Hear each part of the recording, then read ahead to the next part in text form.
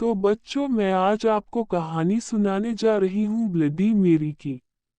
England की राजगद्दी साल 1509 से लेकर 1547 तक हेनरी के हाथों में हुआ करती थी। राजा हेनरी की कई पत्नियां और एलिजाबेथ व मैरी नामक दो बेटियां थीं। इनमें से मैरी राजा की पहली पत्नी की बेटी थी।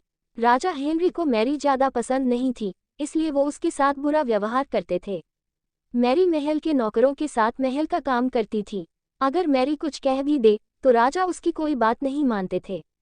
सन 1547 में जब राजा हेनरी की मौत हो गई, तो प्रजा की इच्छानुसार 16 शताब्दी के दौरान हेनरी की पहली बेटी मैरी को इंग्लैंड की राजगद्दी दे दी गई। वह इंग्लैंड की रानी बन गई।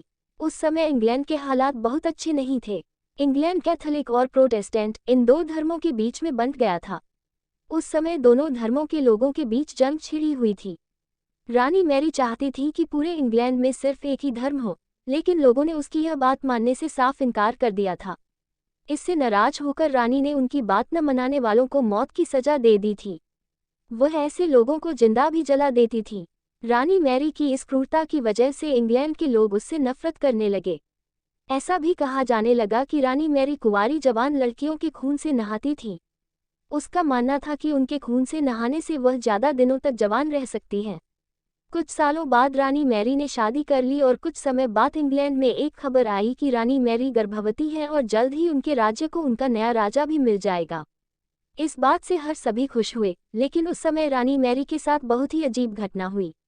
उनके गर्भ से किसी भी बच्चे का जन्म नहीं हुआ, बल्कि कुछ ही महीनों के बाद रानी मैरी का पेट फिर से सामान्य हो गया। वहां के ओझा लोगों ने अपनी तंत्र विद्या से बताया कि रानी मैरी के गर्भ में कोई बच्चा नहीं बल्कि एक भूत आकर निवास करता है। कुछ समय बाद फिर रानी मैरी के गर्भ में वही भूत आकार रहने लगा और वह फिर से गर्भवती हो गई। इस बार भी रानी को कोई बच्चा नहीं हुआ और उस घटना के कुछ ही दिनों के बाद रानी मैरी की मृत्यु हो गई। इसके बाद मैरी की छोटी बहन एलिजाबेथ को इंग्लैंड की राजगद्दी पर बैठाया गया और एलिजाबेथ इंग्लैंड की नई रानी बन गई। रानी मैरी की क्रूरता की वजह से इंग्लैंड को लोग उसे एक निर्दयी औरत मानते थे। वहीं जब उसके गर्भ में बच्चे की जगह एक भूत का निवास होने लगा, तो लोगों ने उसे शापित भी करार दे दिया और इसी वजह से उसे लोगों ने ब्लडी मैरी का नाम दिया। कहानी से सीख। ब्लडी मैरी की कहानी हमें ये सीख देती है कि अपने निजी विचारों व सोच को लेकर दूसरे लोगों पर दबाव नहीं बनाना चाहिए।